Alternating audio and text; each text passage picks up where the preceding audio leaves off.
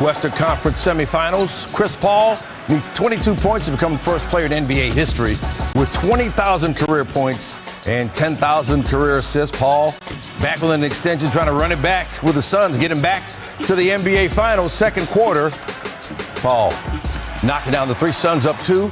Next possession, give it up to JaMychal Green and get it back. Actually, JaMychal Green on him. Paul 15 for the game, 7 away from the milestone. Less than 5 seconds ago in the first half, Nikola Jokic with the 3 at 15 in the first half. Nuggets 17 of 39 from 3 as a team, but they were down 7 at the half. Third quarter, here they come. Jokic all the way and finishes. The Nuggets down 4. About a minute later, Michael Porter Jr. to Jokic. Nuggets take a 1-point lead later in the third. Michael Porter Jr. in transition. He'll stop, clear some space for a 3. He was 2 for 3 from deep. Nuggets led 85-82 heading into the fourth. Fourth quarter, Jokic. He was 13 of 22 from the floor, put the Nuggets up by 11 there. And they would hold off Phoenix in the fourth quarter. Jokic working on DeAndre Ayton. Wound up with 27 for the game. Nuggets back up 11. Under 4 minutes to go. Suns down 9 off a Nuggets miss. Devin Booker trying to lay it in, but Aaron Gordon with the block. And the Nuggets going to win it by 12. Here's Jokic afterwards. In the second quarter, we had a lot of turnovers. They made a lot of threes. We know that that's a big part of their game, especially when Stevie can distribute the ball that well and make a bullet passes right in the shooting pocket.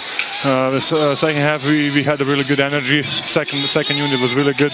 They made a couple threes in a row, and they built up a lead, and we didn't lose it till the end. So it's a big victory for us, and hopefully we start the season on a good note, and hopefully we're going to continue. All right, we got all-around superstar Shanae Ogwumike with us to help break down what we saw in a couple of games on Wednesday night. So let's start with that. Denver's going to need a little bit from everybody with Jamal Murray still out. That's what Michael Malone said. Murray, torn ACL. They're not going to rush him back. But it all starts with Jokic. Absolutely. And first of all, welcome back, NBA on ESPN. It was a great opening day for us here on the company. But if you think about it, Jokic, the reigning most valuable player, what I love about him, cool, calm, collected, methodical, can read the defense, get everyone going. He almost dropped 30. You said 27 points, but look at the plus minus, plus 30. And what I love about this team is, he leads, but it's not flashy. It's very team-oriented, almost all starters and double figures.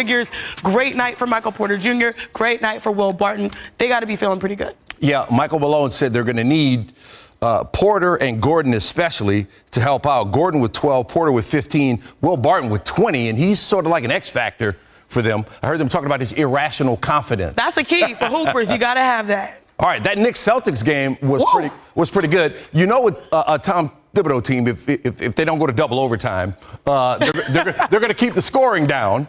But offensively is where the Knicks need to take the next step. What'd you think of their performance? Well, if we're going from the reigning most valuable player, let's go to the most improved player. Julius Randle, I mean, what a night for him. What I love, I think it was 35, 8, and 9.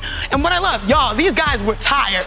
It was double overtime, first game of the year. Everyone's trying to find their lungs, but they're like, oh, we still playing? But his toughness, his grit, like Coach Thibodeau, that imprint, Celtics sort of had their way early on, and then you saw that fatigue settle in. But this guy right here, he had the toughness and grit and tenacity to finish on those big plays when we saw makes and then we saw misses, but he was the reason why they won. Yeah, we got to give a shout out to Jaylen Brown, though, battled COVID. Oh, my goodness. There was concerns about whether he'd be able to go, but he had 46 points. My goodness. And you know what I love about Jaylen Brown? Coach's favorite players are players that are most improved candidates each and every year. Last year, he had a career year in nearly all categories. It looks like he's picking up exactly where he left off. All right. So are you. Oh, good to have you here. We're enjoying watching you on Countdown. So much fun. All right. Pacers taking on the Hornets lead. Hey everyone, this is Carly Lloyd, and you're watching Sports Center from Los Angeles.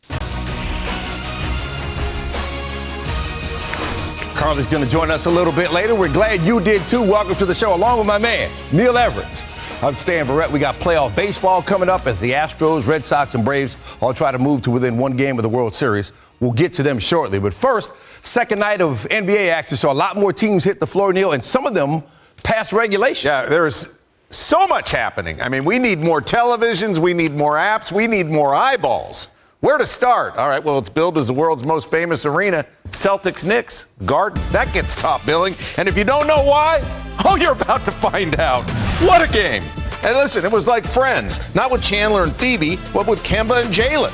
All right, we're picking it up at the fourth quarter, and we got a big highlight. We got a lot of basketball. Kemba Walker hits the three just like he was at UConn. There's his mom. He had 10 points. Knicks up 8. Jalen Brown. What can Brown do? I'll tell you what, Brown can come back from COVID with an inhaler in his back pocket and absolutely have a monster game. 25 in the first half. He had 36 at that point. Sees record for a season opener, and he's going to get a lot more. Evan Fournier, who had a cup of coffee with the Celtics last season, played 6 games for him. He had a huge game. Jalen Brown creating space, 8 of 14 from 3. Oh, my. That was from Bristol. That wasn't even from New York. 1-point game. Randall free throws, make it a 3-point game. 5 seconds left. Jason Tatum, Dennis Schroeder, Marcus Smart, smart money overtime. Plastics, Benjamin Plastics. What a game. Celtics break the pressure. Wide open 3 from Dustin Hoffman to Spike Lee. We got overtime. This is great. Celtics shot 57 threes. The Knicks shot 45. Fournier into the block. R.J. Barrett. Duke. Knicks up 3. On the other end, Boston. Robert Williams, Tatum. Tatum was 2 for 15 from 3. That's one of the 2, though, right there, baby. We're tied at 128. 2 teams started overtime, 7 for 7 from 3. Tatum off the dribble. He had 20 points. He took 30 shots. Is that bad? It's not good. Thank you. Game heads to double overtime, knotted at 128. Here we go. Double overtime. Celtics by 1.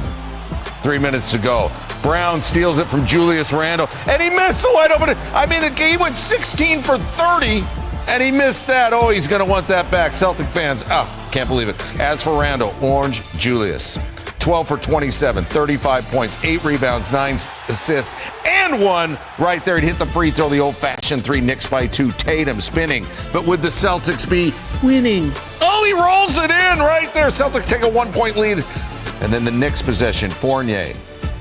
I mean, I don't know if it was a coming out party, but it was like, man, you should have never let me go party. Fournier had 32 points. Randall had 35, and how about a little former MVP in it? Just for oh, didn't you say your name was Ramblin' Rose? Derrick Rose gets it to go. The Knicks win at 138-134 in double overtime. I told you it was a game. Here's Lisa Salters with Fournier. What started clicking for you? To be honest, just try to make the right play. I mean, they gave up some shots early. You know, I had to just be aggressive, be myself, and, help Drew out. He brings so much attention that, I have to walk a 2-man game with him, learn how to play with him, and, just try to help him out. Those New York fans are always loud, but, we could have communicated a little bit better. We let Fournier get going towards the end, and that just can't happen. Kudos to them. They play well tonight. But I don't think we play as well as we possibly could. But I'm excited. I'm excited for this team and this journey. I mean, Celtic Knicks, if the NBA had an original 6, they'd be 2 of them, right? Knicks started this season doing something they'd never done before, having multiple players drop at least 30 in a season opener. Spike Lee, among those Knicks fans, hoping Randall and Fournier